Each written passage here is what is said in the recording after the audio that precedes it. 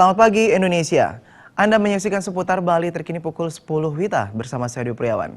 Pemirsa, gagalnya tender proyek Pasar Badung yang menyebabkan pembangunan pasar tersebut belum bisa terrealisasi sangat disayangkan oleh Wakil Ketua DPRD Kota Denpasar Wayan Mariana Wandira.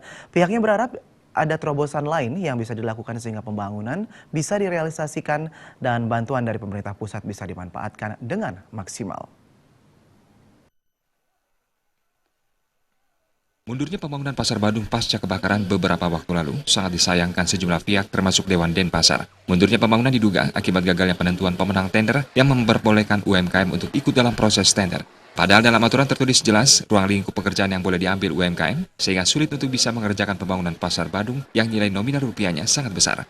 Menurut Wakil DPRD Kota Denpasar Wayan Mariana Wandira, untuk mengatasi permasalahan ini, pemerintah harus berani mengambil terobosan baru di luar ketentuan tender yang sudah berjalan, agar pembangunan bisa tetap terrealisasi, misalnya dengan sistem multi-years, yaitu pelaksanaannya bisa dilakukan secara bertahap sehingga bantuan pemerintah pusat senilai 75 miliar diharapkan masih bisa dimanfaatkan.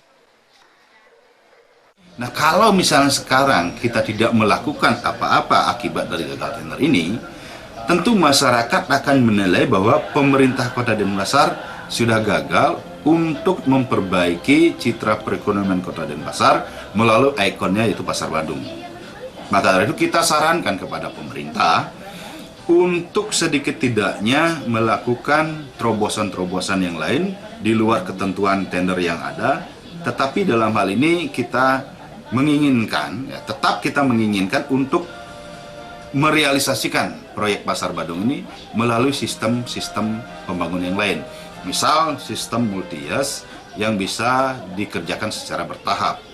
Dengan sistem multi-years, pembangunan Pasar Badung diharapkan bisa terrealisasi tahun ini, meski akan berlanjut pada tahun berikutnya. Kelemahan dari sistem ini tentunya boros anggaran. Meski demikian, sistem ini perlu dipertimbangkan demi keberlangsungan perekonomian di Kota Denpasar dengan Pasar Badung sebagai salah satu ikonnya.